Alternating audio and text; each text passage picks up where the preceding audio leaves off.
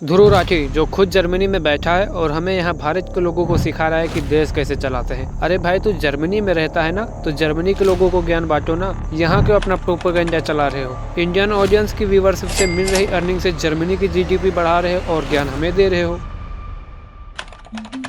ध्रुव राठी आदमी तो बढ़िया है, लेकिन उसकी पॉलिटिक्स की वीडियो एक तरफा होती है, क्योंकि ऐसा हो नहीं सकता कि सिर्फ एक ही पॉलिटिक्स पार्टी में खराबी हो और दूसरी पार्टी में एकदम से अच्छी हो। दोनों पार्टी में कुछ न कुछ खराबी होती ही है, इसलिए सिर्फ एक पार्टी की टारगेट करके उसकी बार बार निंदा करना गलत है। मुझे लगता है कि यह बात ध्रुव राठी को अपनी वीडियो में सुधारनी चाहिए।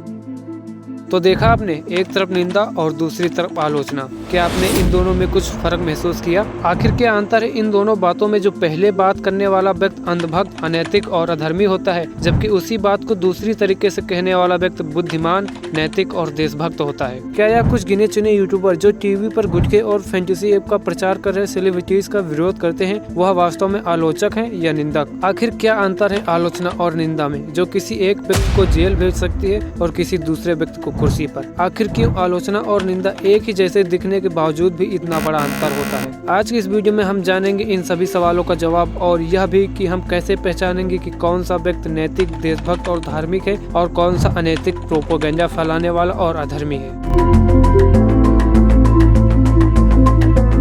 मैंने पिछले डॉक्यूमेंट्री अनिरुद्धाचार्य जी के विश्लेषण के ऊपर बनाया था, जिसमें मैंने यह बताया था कि अनिरुद्धाचार्य जी कैसे अपने कथाओं में नैतिक बातों के साथ साथ कुछ अवैज्ञानिक बातें भी बताते हैं, जो समाज में गलत संदेश फैला रही हैं। मैंने लोगों को यह संदेश दिया कि हमें गुरु की बताई गई बातों को बिना सोचे समझे मान लेने से बेहतर है कि हमें उसे अपने तर्क पर परखना चाहिए, और हमें किसी भी पसंद आने वाले गुरु को भगवान नहीं समझना चाहिए, क्योंकि हर गुरु इंसान होता है और गलतियाँ इंसानों से ही होती है। लेकिन कुछ नासमझ लोगों ने हमारी इस वीडियो की असली उद्देश्य को समझे बिना डिसलाइक कर दिया, इसलिए अभी भी उस वीडियो पर जितने भी लाइक है उससे ज्यादा डिसलाइक है। इससे मुझे समझ में आता है कि लोगों में अभी इतनी समझ नहीं है कि वह यह फर्क कर पाए कि आलोचना और निंदा में क्या अंतर है। मैंने वीडियो में गुरु की प्रशंसा के साथ आलोचना भी की थी, ताकि गुरु अपनी कुछ बातें जो समाज में गलत संदेश दे रही हैं उनको सुधार सके और समाज को एक बेहतर दिशा दे सके। दूसरी तरफ कुछ यूट्यूबर्स जो गुरु जी की मजाकिया क्लिप्स को इंस्टाग्राम से देखकर सीधे उन पर वीडियो बना देते हैं, जो अपनी वीडियोस में गुरु जी की निंदा करते हैं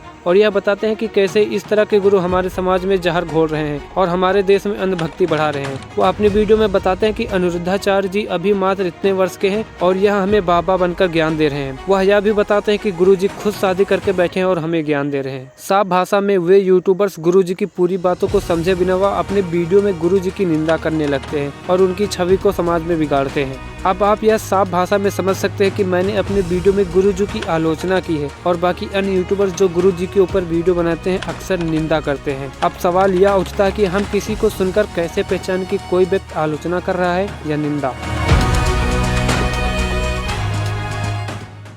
आलोचना और निंदा यह दोनों बातें एक जैसी लग सकती हैं, लेकिन इनमें बड़ा फर्क है। अक्सर हम इन फर्क को समझने में गलती करते हैं और इसी वजह से हम कई बार भ्रमित हो जाते हैं। निंदा और आलोचना का अंतर समझना बहुत जरूरी है, क्योंकि यह हमारी सोच, समझ और प्रतिक्रिया को प्रभावित करता है। आलोचना और निंदा के बीच सबसे बड़ा फर्क यह है कि आलोचना किसी व्यक्ति या उसके कार्यों को सुधारने की कोशिश करती है, जबकि निंदा सिर्फ किसी को गिराने या उसकी बुराई करने पर केंद्रित होती है। जब कोई व्यक्ति आलोचना करता है तो वह उस व्यक्ति या उसके काम में जो भी गलतियां हैं उसे ढूंढकर सुधारने के तरीके बताता है। उदाहरण के तौर पर, अगर कोई व्यक्ति आपके काम की आलोचना कर रहा है और वह आपको यह बताएगा कि आपने कहाँ गलती की है, और वह आपको यह भी बताएगा कि आप उसे कैसे सुधार सकते हैं। आलोचना में एक उद्देश्य होता है, सुधारना, और यह हमेशा एक सकारात्मक दृष्टिकोण से की जाती है। लेकिन जब बात निंदा की आती है तो ये स्थिति पूरी तरह से अलग होती है। निंदा में किसी भी प्रकार का सुधार नहीं होता है, बल्कि यह सिर्फ बुराई करने, किसी को नीचा दिखाने और उसकी छवि को खराब करने के काम करती है। अगर कोई व्यक्ति केवल आपकी कमियों और गलतियों को उजागर करता है और उसे इस तरह से प्रस्तुत करता है कि आपकी छवि पर दाग लग जाए, तो यह निंदा है। निंदा में कोई समाधान नहीं होता, यह सिर्फ आरोप और ताने होते हैं। आलोचना का असर सकारात्मक होता है, यह व्यक्ति को अपने कार्यों पर विचार करने और सुधारने का मौका देती है, जबकि निंदा का असर हमेशा नकारात्मक होता है। निंदा व्यक्ति के आत्मविश्वास को तोड़ सकती है और उसे अंदर से कमजोर बना सकती है। आलोचना का उद्देश्य किसी व्यक्ति के कार्यों को सुधारना और उसे सही दिशा में मार्गदर्शन करना है, जबकि निंदा का उद्देश्य किसी को गिराना और उसकी छवि को खराब करना है।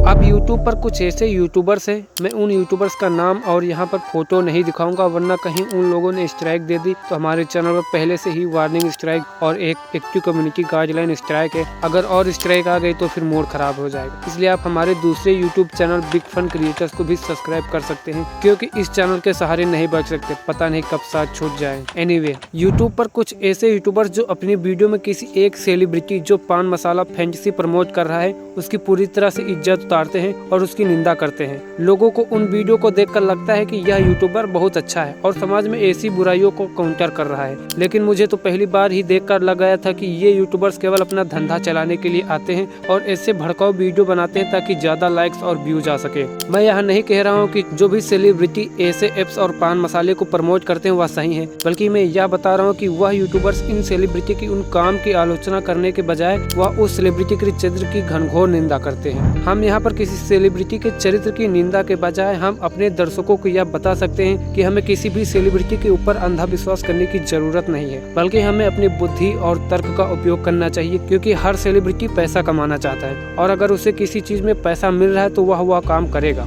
पान मसाले का प्रचार मैं भी बहुत दिनों से देख रहा हूँ, हालांकि जो लोग इस चीज का प्रचार कर रहे हैं वे सेलिब्रिटी मेरे भी फेवरेट हैं, लेकिन इसका मतलब यह नहीं कि मैं उनकी कही गई बातों पर अंधा विश्वास करके मैं भी पान मसाला खाने लग जाऊँ। हमें अपने तर्क और बुद्धि से सोचना चाहिए कि पान मसाला और फैंटेसी एप्स हमारे स्वास्थ्य और आर्थिक स्थिति के लिए खतरनाक है। और कुछ ऐसे भी फेमस यूट्यूबर्स हैं जो किसी एक पॉलिटिकल पार्टी की कमी निकालते रहते हैं और उनको नीचा साबित करते रहते हैं और उनकी निंदा पर निंदा करते रहते हैं, लेकिन यह संभव नहीं कि किसी एक ही पॉलिटिकल पार्टी में कमियां हो। हर पॉलिटिकल पार्टी में कमियां होती हैं और एक सच्चा विश्लेषक हमें हर बातों को पूरी तरह से निष्पक्ष नजरिए से प्रदान करता है, लेकिन कुछ प्रोपेगेंडा यूट्यूबर्स केवल एक ही पार्टी की कमियां निकालते रहते हैं। लेकिन इसका मतलब यह भी नहीं कि अगर वह पॉलिटिकल पर न्यूट्रल वीडियो नहीं बनाता तो अन्य टॉपिक्स पर भी खराब वीडियो बनाता होगा, फिर चाहे वह राइट विंग यूट्यूबर हो या left wing YouTuber. At the end, चाहे यूट्यूबर हो या न्यूज चैनल वाले, चाहे आपका पड़ोसी हो या दोस्त, चाहे आपके गुरु हो या माता पिता, या फिर चाहे भगवान ही क्यों ना हो, हमें हर किसी की बातों को मानने से पहले उसे अपने तर्क और बुद्धि से परखना चाहिए और देखना चाहिए कि वह सही है या नहीं। अगर हम किसी के बातों का विश्लेषण कर रहे हैं तो इसका मतलब यह नहीं कि हम उसका अपमान कर रहे हैं, और जो अगर यह सोचता है कि अगर वह मेरी बातों का विश्लेषण करके मेरा अपमान कर रहा है तो वास्तव में वह सम्मान करने लायक ही नहीं है।